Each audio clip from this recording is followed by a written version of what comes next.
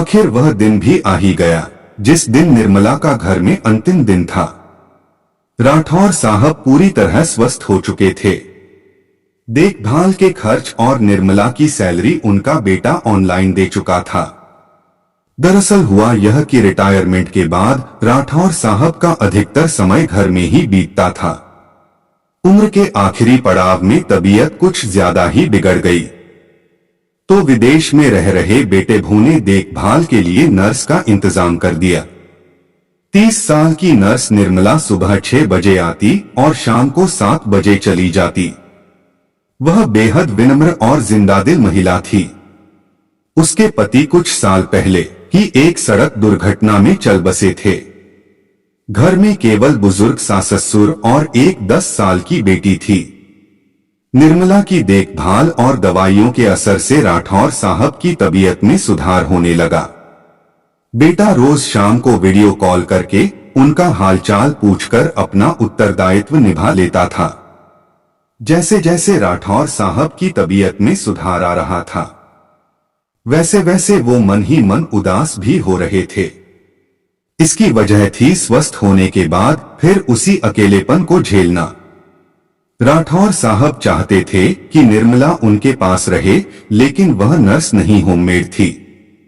उसके जाने के ख्याल भर से बुढ़ापे का अकेलापन उनकी बेचैनी को बढ़ा देता। आखिर वह दिन भी आ ही गया जिस दिन निर्मला का राठौर साहब के घर में अंतिम दिन था। सुबह से ही राठौर साहब का दिल भारी था। उन्हें ऐसा महसूस हो रहा था कि जैसे अपनी बेटी को विदा कर रहे हों।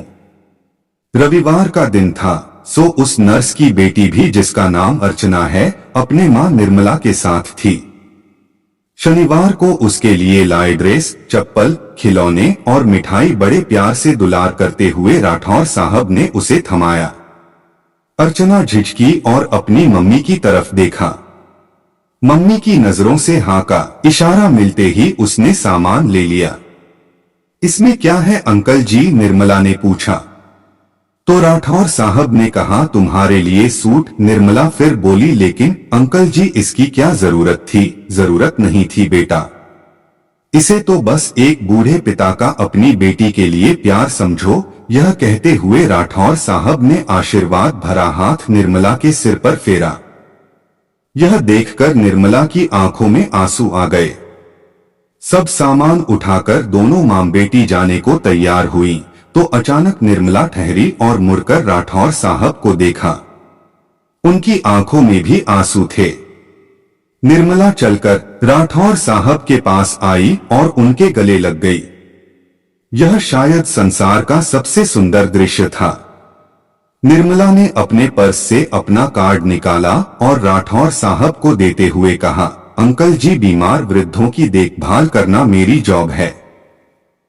किसी हॉस्पिटल में नौकरी करने की बजाय बुजुर्गों की देखभाल करके मैं अधिक पैसे कमा लेती हूँ।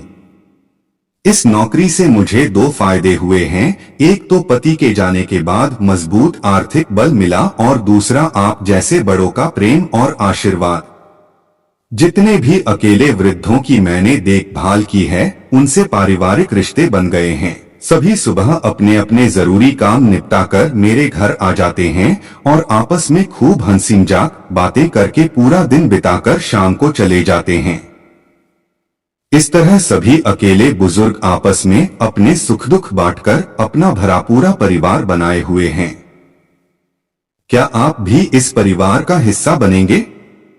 राठौर साहब ने कार्ड हाथ में लिया और फिर से निर्मला को जी भरकर आशीर्वाद देते हुए कहा, अब मुझे लग रहा है जब तक मेरी जिंदगी है तब तक मुझे अकेले नहीं रहना पड़ेगा।